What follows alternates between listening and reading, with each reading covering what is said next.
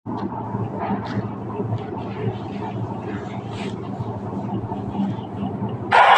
اللہ الرحمن الرحیم۔ قسط نمبر 948، اعتراض نمبر 3 اور اس کا جواب۔ کیا حضرت اشرف علی تھانوی نور اللہ مرقدہ تبلیغی جماعت سے ناراض تھے؟ دعوتی کام اور اس کا اسلوب۔ الحمدللہ وحدہ والصلاة والسلام علی من لا نبی بعدہ، اما بعد۔ اعتراض نمبر 3، کیا حضرت مولانا اشرف علی تھانوی نور اللہ مرقدہ تبلیغی کام کے مخالف تھے اور اسے فتنہ کہا کرتے تھے؟ جواب نمبر 3، اشرف علی تھانوی نور اللہ مرقدہ دیگر علماء کی طرح شروع میں تبلیغی جماعت سے خفا تھے، مطمئن نہیں تھے اور فتنہ بھی کہا کرتے تھے، لیکن بعد میں تبلیغی کام کھل کر سامنے آیا تو تبلیغی کام کو پسند بھی فرمایا اور اس کے سرپرست بن گئے۔ اس قسط کو غور سے پڑھیں اور سنیں۔ اس قسط میں تھانہ بھون بھیجی گئی جماعت کی کارگزاری بھی شامل ہے، جیسے حضرت مولانا الیاس صاحب رحمۃ اللہ علیہ نے خود بھیجا تھا، اور اس کی کارگزاری سن کر مولانا اشرف علی تھانوی رحمۃ اللہ علیہ نے فرمایا تھا کہ مولوی الیاس نے یاس کو آس میں بدل دیا، اور حضرت تھانوی رحمۃ اللہ علیہ کے اشکالات جو اس دعوت کے کام کے بارے میں تھے وہ بھی دور ہو گئے۔ چشمدید گواہ کا آپ بیتی کی روشنی میں چشم کشا بیان۔ جب حضرت جی مولانا الیاس صاحب نور اللہ مرقدہ نے تبلیغی کام شروع کیا اور میوات والوں کو گھروں سے نکال کر جماعتیں بنا کر یو پی کے علاقے میں روانہ کرنی شروع کی تو اکثر علماء میں تذکرے شروع ہو گئے کہ یہ کیا ہے، مولانا نے یہ کیا شروع کر دیا۔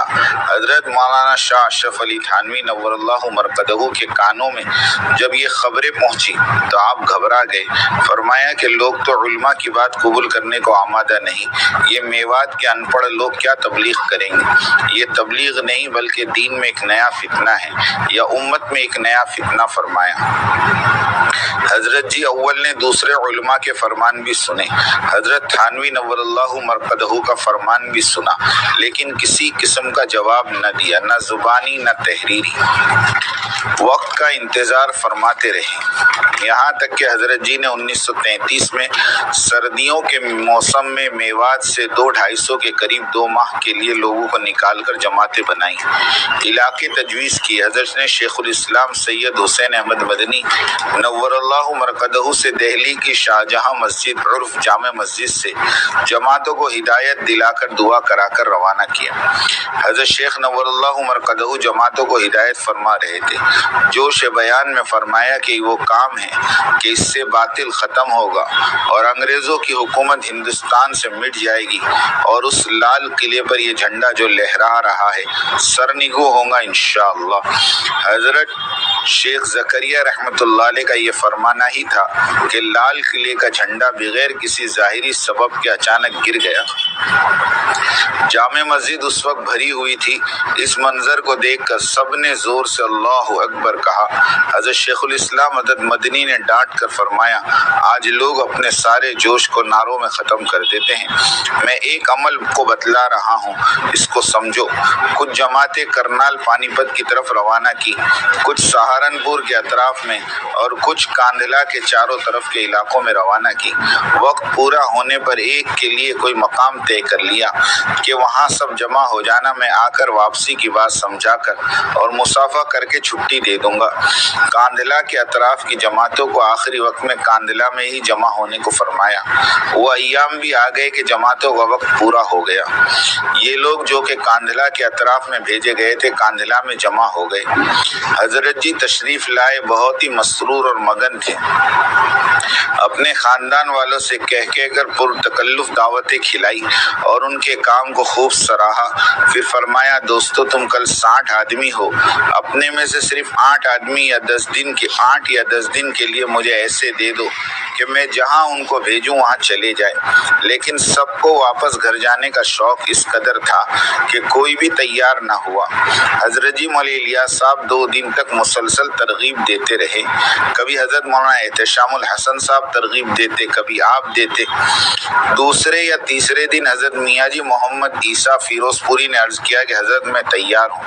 حضرت بہت خوش ہوئے، گلے سے لگا لیا، خوب دعائیں دی. پھر حضرت نے سارے احباب کو متوجہ کر کے فرمایا کہ یہ بچہ یعنی میاں جی عیسیٰ صاحب اس وقت ان کی عمر 17 سال کی تھی، تیار ہے. کیا تم اس سے عبرت حاصل نہیں لیتے؟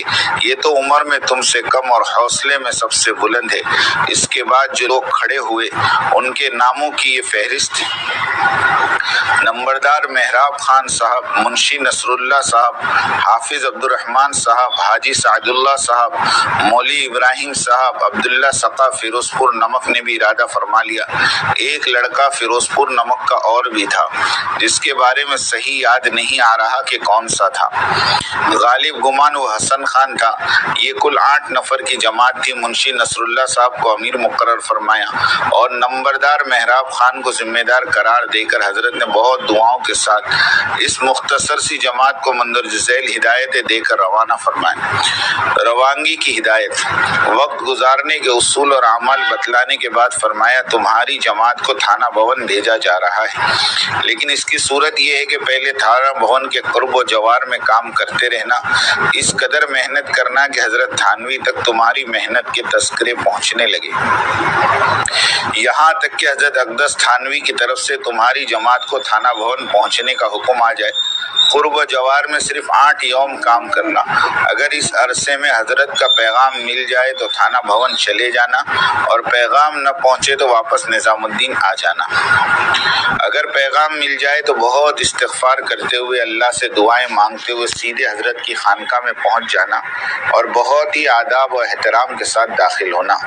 جب تمہیں حضرت بلا کر کام کے بارے میں پوچھے تو صحیح اور صاف مختصر الفاظ میں کام کے اصول و طریقے عرض کر دینا. کسی بات میں جھجکنا اور ڈرنا مت. اگر حضرت دریافت کرے کہ کتنے دن ٹھہرو گے تو عرض کرنا 3 دن. اس کے بعد اگر حضرت زیادہ ٹھہرنے کو فرماویں تو عرض کر دینا کہ جتنا حضرت فرماوے اس قدر ہم ٹھہرنے کو تیار ہیں. کھانے کے بارے میں دریافت کریں تو صاف عرض کر دینا اپنا پکاتے ہیں. حضرت کھانا کھلاویں تو بہت ہی شوق اور رغبت کے ساتھ قبول کر لینا، کیونکہ بزرگوں کے سوکھے ٹکڑے بھی بڑی بڑی نعمتوں سے بہتر ہیں. روانگی کی ہدایات اور نصاحی کے بعد دعا فرمائی جس میں آپ پر اس قدر گریا تھا کہ سارا مجمع بھی روتا رہا. اس سب سے فراغت کے بعد جماعت کو روانہ فرمایا. کاندھلا سے باہر دور تک آپ ساتھ چلتے رہے. یہ آپ کا معمول تھا کہ جب جماعت کو روانہ کرتے تو دور تک پہنچانے کے لیے تشریف لے جاتے.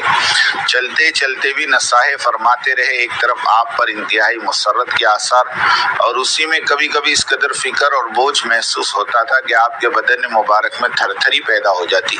الغرض جماعت کو دور تک پہنچا کر آپ لوٹے اور مڑ کر بار بار آپ کو دیکھتے جاتے تھے اور کاندھلا کی طرف چلتے جاتے. یہی حال جماعت کا رہا. چونکہ آپ نے قیام کے مقامات طے نہیں فرمائے تھے اور فرما دیا تھا کہ جہاں مناسب سمجھو ٹھہر جانا. سفر پیدل تھا. مغرب کے وقت شاملی پہنچے. سردی کا موسم تھا، اس لیے ساتھیوں کا مشورہ شاملی ہی میں قیام کرنے کا ہو گیا. وہاں گشت کیا، لوگ جمع ہو گئے، مختصر سی بات رکھی، تشکیل بھی کی. مقامی کام کرنے کے لیے جماعت بن گئی. رات گزار کر صبح پھر چل دیے. کہاں جاوے سمجھ کام نہیں کرتی تھی. چلتے چلتے کیڑی پہنچے. وہیں ٹھہرنا طے ہو گیا. مسجد میں داخل ہوئے. عصر کا وقت قریب تھا. وضو وغیرہ سے فارغ ہو کر تحت المسجد پڑی. مشورہ کیا کہ اذان ہونے لگی. امام صاحب سے ملاقات کی. آنے کی غرض سامنے رکھی. امام صاحب خاموش رہے. مسجد میں اہل حدیث حضرات کا غلبہ تھا، اس لیے نماز جلدی ہی ہو گئی. نماز کے بعد ایک صاحب نے امام صاحب سے پوچھا کہ یہ بسترے کیسے ہیں. امام صاحب نے فرمایا ایک جماعت ہے جو نظام الدین سے آئی ہے، میوات کے لوگ ہیں. کڑک کر کہا کیسی جماعت، کیوں آئی ہے، کیا کرے گی، یہاں ضرورت نہیں، ان سے کہہ دو یہاں سے چلے جائے. ان باتوں کو سن کر جماعت سہمی سی ہو گئی. دل ہی دل میں دعا کرتی رہی. اشاروں میں امیر صاحب سے مشورہ کرتے رہے کہ امیر صاحب اٹھے، ان صاحب سے مصافحہ کیا، اپنا مقصد بیان کیا اور بتایا کہ ہم گشت کر کے لوگوں کو مسجد میں لاتے ہیں، کلمہ سکھاتے ہیں، نماز کی دعوت دیتے ہیں، اپنا پکا کر کھاتے ہیں۔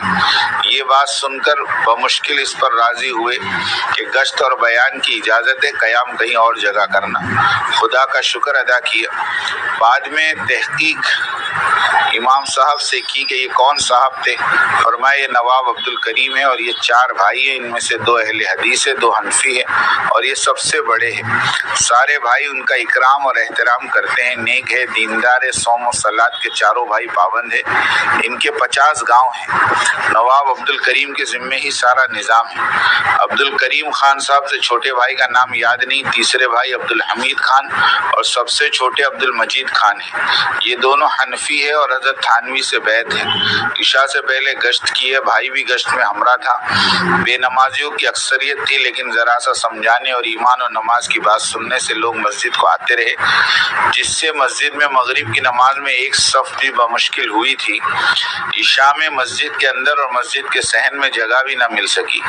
راستے اور چوپال مسجد کے برابری چوپال تھی، اس کے اندر باہر سب بھر گئے۔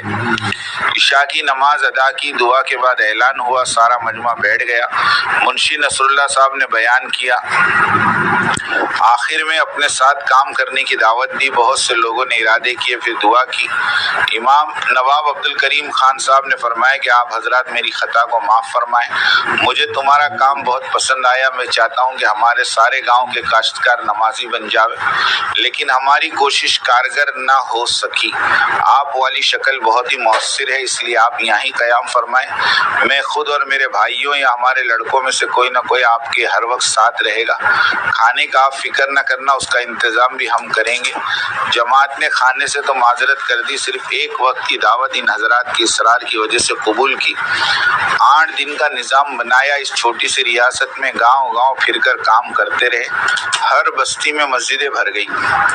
نواب عبد الحمید خان اور ان کے بھائی کا معمول تھا کہ دونوں میں ایک روزانہ تھانہ بھون جائے اور حضرت کی مجلسوں میں شرکت کرے، اس لیے یہ حضرات جماعت کی کارگزاری حضرت کو سناتے رہے اور ادھر ہم سے بھی حضرت کے تاثرات کا ذکر کرتے رہے اور فرمایا کرتے کہ حضرت تمہارے کام سے بہت ہی خوش ہے۔ یہ جماعت جمعہ شاملی میں پڑھ کر اسی دن کیڑی پہنچ گئی تھی اور ہفتے کو جمعرات تک نظام بن گیا تھا۔ جمعرات کی صبح نواب عبد الحمید خان صاحب نے فرمایا، حضرت نے فرمایا کہ جماعت سے کہنا جمعہ تھانہ بھون آ کر پڑھے۔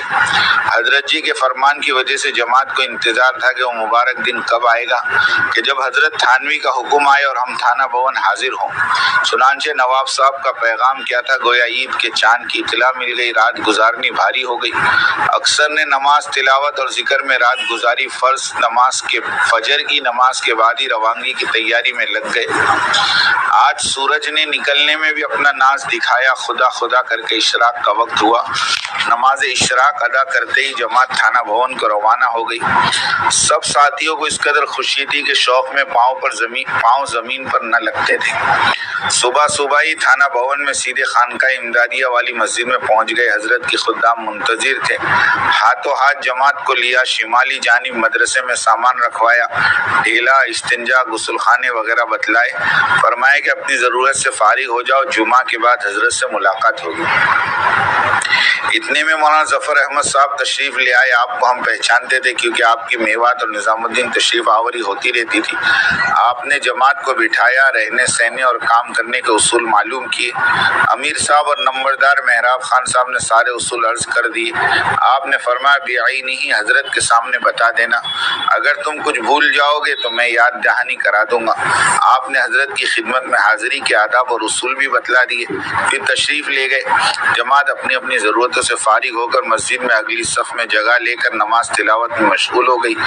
جمعہ کی اذان ہوئی، لوگ آنے شروع ہوئے، مسجد بھر گئی۔ حضرت بھی تشریف لائے، جماعت پر ایک نظر ڈالی اور ممبر پر تشریف لے گئے۔ مؤذن نے خطبے کی اذان دی، حضرت نے خطبہ اور نماز جمعہ پڑھائی۔ نماز سے فراغت کے بعد کوئی صاحب آئے، فرمایا کہ جماعت کو حضرت یاد فرما رہے۔ چنانچہ جماعت حاضر خدمت ہو گئی۔ حضرت مصافحہ کرتے رہے اور اپنی بائیں جانب یہ جگہ مخصوص مہمانوں کے لیے مقرر تھی، جس کو حضرت بٹھاتے وہی بیٹھ سکتا تھا۔ دوسرے حضرات سامنے یا دائیں جانب بیٹھا کرتے تھے، بیٹھنے کا اشارہ فرماتے رہے۔ جب مصافحے سے فارغ ہو گئے اور جماعت بیٹھ گئی تو حضرت نے پہلے خیریت معلوم کی، پھر کام کا اصول اور طریقہ اور رہنے سہنے کا نظام معلوم کیا۔ امیر جماعت نے سب عرض کر دیا، جس میں یہ بھی بتلا دیا کہ ہم اپنا کھانا کھاتے ہیں، اور یہ کہ کسی ایک نماز سے پہلے گشت کر کے لوگوں کو مسجد میں لا کر کلمے اور نماز کی اہمیت اور ضرورت بیان کر کے ان کے سیکھنے کے لیے وقت فارغ کرنے کو کہتے ہیں، جسے ہم تشکیل کے نام سے موسوم کرتے ہیں۔ قیام کے بارے میں حضرت نے دریافت کیا تو امیر صاحب نے عرض کیا کہ اس بارے میں مقامی حضرات کے مشورے سے جو طے ہو جائے وہاں قیام کر لیتے ہیں۔ ابتدا میں یہی اصول تھا کہ مسجد میں قیام کرنے کو نہ کہا جاوے، کیونکہ اس کو لوگ مایوس سمجھتے تھے۔ حضرت تھانوی نے فرمایا، آپ لوگوں کا قیام مولوی نصیر احمد صاحب کی کوٹھی، یہ کوٹھی حضرت کی مسجد کے بالکل قریب تھی، میں تجویز ہوا ہے، اور کام کے بارے میں مولوی ظفر احمد صاحب تجویز ہوئے کہ وہ آپ کے ساتھ رہیں گے۔ حضرت مولانا ظفر احمد صاحب کو مخاطب کر کے فرمایا، جماعت کو ساتھ لے جا کر عصر کی نماز فلاں مسجد اور مغرب کی فلاں میں اور عشاء کی جامع مسجد میں پڑھنا، اور ان کے کام کو اچھی طرح دیکھنا اور سمجھنا۔ کل صبح نماز کے بعد جماعت کے ساتھ میرے پاس یہاں آ کر کارگزاری سنانا۔ حضرت کی مجلس کے ختم پر حضرت مولانا ظفر احمد صاحب جماعت کو لے کر نظام کے مطابق مسجد میں گئے، اور راستے میں فرماتے جا رہے تھے کہ تمہارا ہمارے یہاں آنا سمجھ میں تو آیا نہیں، لیکن حضرت سے استفادہ اور استغاثہ حاصل کرنے کا موقع مل جائے گا۔ اتنے میں مقررہ مسجد آئی، گشت شروع کر دیا۔ حضرت مولانا ہی رہبری فرما رہے تھے۔ پہلے ایک ایسے آدمی سے ملاقات ہوئی جو کوٹ پتلون پہنے ہوا تھا، اور مولانا اسے خوب پہچانتے تھے۔ جماعت کے متکلم نے سلام کیا، اور سلام اور مصافحے کے بعد ایمان کی باتیں کی اور کلمہ طیبہ پڑھنے کو عرض کیا۔ وہ صاحب پہلے تو شرمائے، لیکن حضرت کے فرمانے سے انہوں نے کلمہ پڑھا۔ کلمے میں کئی غلطیاں نکلی۔ جماعت کے متکلم نے ہمت افزائی کرتے ہوئے یاد کرنے اور عصر کی نماز کو مسجد میں ادا کرنے کی درخواست کی۔ وہ ساتھ ہو گئے۔ تقریباً آدھا گھنٹہ گشت ہوا تھا۔ بہت سے بے نمازی ملے جو سمجھانے سے مسجد میں آ گئے۔ بہت سے لوگوں کو کلمہ یاد نہیں تھا، اکثر کی غلطیاں نکلی۔ یہ حال دیکھ کر حضرت مولانا سہم گئے اور شرم سی چھا گئی۔ اس مسجد میں نماز اور بیان سے جب فارغ ہو گئے تو مولانا نے دوسری مسجد کی راہ لی۔ جماعت سے پوچھا ہی نہیں، جماعت ساتھ ہو لی۔ دوسری مسجد میں مغرب سے پہلے گشت اور نماز کے بعد بیان ہوا۔ پھر حضرت مولانا جامع مسجد لے گئے، وہاں بھی عشاء سے پہلے گشت، عشاء کے بعد بیان ہوا۔ جماعت کے آدمی نے تقریباً پونا گھنٹہ بیان کیا، لیکن مجمع اس قدر تھا کہ جامع مسجد اندر اور باہر سے بھری ہوتی تھی۔ وہاں کے لوگوں کا بیان تھا کہ اس مسجد میں جمعے کے دن بھی کبھی اتنے لوگ جمع نہ ہو سکے۔ کچھ مجمع اور کچھ قصبے کا حال سامنے آیا کہ تقریباً 70-75% بے نمازی ہیں۔ یہ بھی میں ڈرتے ہوئے لکھ رہا ہوں، ورنہ بے نمازیوں کی تعداد کی نسبت اس سے بھی بہت زیادہ تھی۔ مولانا ظفر احمد صاحب سے نہ رہ گیا تو فرمانے لگے، اگر تم لوگ اجازت دو تو میں کچھ کہہ لوں۔ جماعت نے بخوشی منظور کر لیا، بلکہ عرض کیا کہ حضرت ہم تو حکماً بیان کرتے ہیں، ورنہ اصل بیان ہر جگہ آپ کا ہی ہونا چاہیے۔ حضرت نے بیان شروع کیا، تقریباً 2.5 گھنٹہ بیان فرمایا۔ اہل قصبہ کو خوب شرم دلائی، اپنا زعم ظاہر فرمایا کہ ہم تو یہ سمجھے بیٹھے تھے کہ تھانہ بھون سے آج پورے ہندوستان کے لوگ فیض حاصل کرنے یہاں آ رہے، تو تھانہ بھون تو سب دیندار اور نمازی اور بہت ترقی پذیر ہوگا، لیکن آج تم نے ہماری ناک کٹوا دی۔ یہ میوات کے لوگ یہاں آ کر تم کو کلمہ صحیح کرا رہے ہیں اور مسجدوں میں پہنچا رہے ہیں۔ حضرت جب یہ سنیں گے تو کس قدر غم ہوگا۔ حضرت مولانا کے بیان کی وجہ سے رات کے 12 بج گئے تھے، دکانیں بند ہو چکی تھی۔ جماعت دن بھر کی مشغولی اور مولانا کی ہم رکابی کی وجہ سے کچھ پکا نہ سکی۔ بھوک کا یہ حال کہ گویا آج ہی سب دنوں کی بھوک جمع ہو کر لگ گئی۔ حضرت مولانا آگے آگے، جماعت پیچھے پیچھے چلتی رہی، اور خاموشی سے چپکے سے مشورہ کر کے 2 آدمی بازار بھیج دیے کہ کسی طرح کچھ نہ کچھ لے کر آوے، چاہے چنے ہی مل جائیں۔ بہت سے لوگ ساتھ لگ گئے تھے۔ 2 آدمیوں کے نکل جانے سے کسی کو پتہ بھی نہ چلا، اور مولوی نصیر احمد صاحب کی کوٹھی پر پہنچا کر حضرت مولانا اپنے گھر اور دوسرے لوگ اپنے اپنے گھروں کو رخصت ہو گئے۔ یہ 2 آدمی بازار گھومتے رہے، کچھ نہ ملا۔ پھر ایک بھڑ موجا یعنی چنا بھوننے والے کے گھر کا اندازہ کر کے کہ وہ کالا ہو رہا تھا، دھوئیں کے اثرات چاروں طرف دیوار اور چھپر پر نمودار تھے، دروازہ کھٹکھٹایا۔ پہلے تو وہ چور سمجھا اور شور کرنے کا ارادہ کیا۔ جب ان لوگوں نے بیٹری کے ذریعے اپنے کو دکھایا اور بتلایا کہ ہم چور نہیں ہیں، جماعت والے ہیں، شاید تم نے بھی دن کو گشت کرتے دیکھا ہوگا، اس نے اقرار کیا۔ اسے تسلی ہو گئی۔ 2 آبے میں یہ دستور تھا کہ چنے والا گڑ بھی رکھتا تھا، اس لیے इन दोनों ने भुने हुए चने और गुड़ खरीद लिए और उसे पैसे देकर कोठी पर आ गए। जमात खुश हो गई। कोठी में सन्नाटा था, किसी फर्द का पता नहीं, सिर्फ दरबान बाहर के दरवाजे में गहरी नींद में खर्राटे भर रहा था। फिर भी एहतियातन खट्टर की और दरवाजा बंद करके आहिस्ता आहिस्ता चने चबाकर सो गए। और अमीर साहब ने ताकीद कर दी कि किसी से तस्करा तक न करना, आज रात हमने चने चबाए हैं। तहज्जुद में सब उठे। कोठी में ही नवाफिल और जिक्र जहरी, बातस्बीहात और तिलावत से फरागत हासिल करके फर्ज की नमाज, फजर की नमाज हजरत थानवी के पीछे मस्जिद में अदा की। नमाज के बाद हजरत ने फौरन जमात को बुलाया। जमात हाजिर हुई। दूसरे हजरात भी आकर बैठ गए। हजरत थानवी मौलाना जफर अहमद साहब की तरफ मुखातिब हुए। फरमाया, इस काम को कैसे पाया? हजरत मौलाना की आंखों में आंसू आ गए और कस्बे का हाल और जमात के जरिए नफे की शक्ल बयान फरमाई। फिर हजरत ने जमात से दरियाफ्त फरमाया, रात कैसी गुजरी? अर्ज किया, हजरत बहुत अच्छी गुजरी, हर तरह से आराम पाया। हजरत ने फिर अहले मजलिस से फरमाया कि तुम में से कोई है कि इनको इस वक्त चाय पिलाए? मौलवी नसीर अहमद साहब ने अर्ज किया कि हजरत मुझे इजाजत हो जाए। फरमाया, खालिस चाय नहीं, कुछ और भी उसके साथ हो। वो तशरीफ ले गए। थोड़े अरसे के बाद एक देगची चाय की भरी हुई, एक टोकरा बिस्किट ताज़ा ताज़ा लेकर आए, 10-12 चीनी के बड़े बड़े प्याले। हजरत ने फरमाया, भर भर कर दो और दस्तरखान बिछाकर सारे बिस्किट इनके सामने डाल दो ताकि खूब सैर होकर खा ले।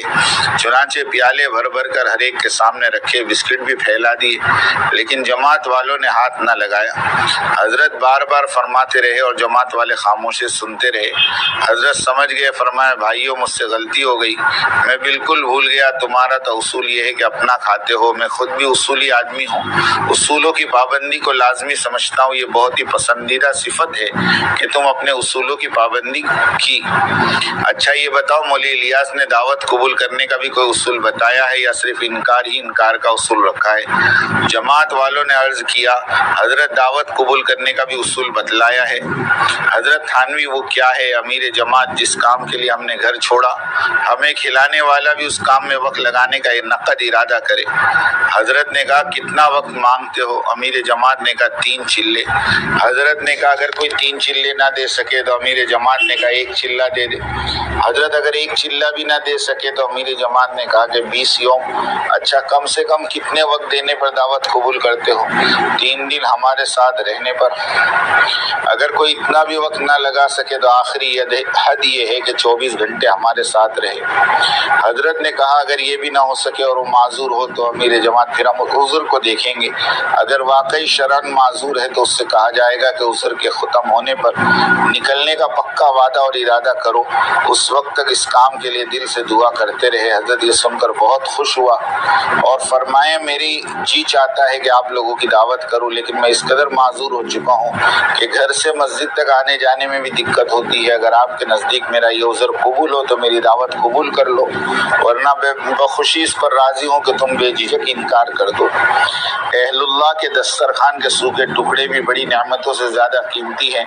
ये सुनकर पूरी जमात रोने लगी और अमीर साहब ने रोते हुए अर्ज़ किया, हजरत जी ने हमको ये उसूल बतलाया है कि अहलुल्लाह की दावत बेउज़्र कबूल कर लेना, क्योंकि उनके दस्तरखान के सूखे टुकड़े भी दुनिया की बड़ी बड़ी नेमतों से ज़्यादा कीमती हैं।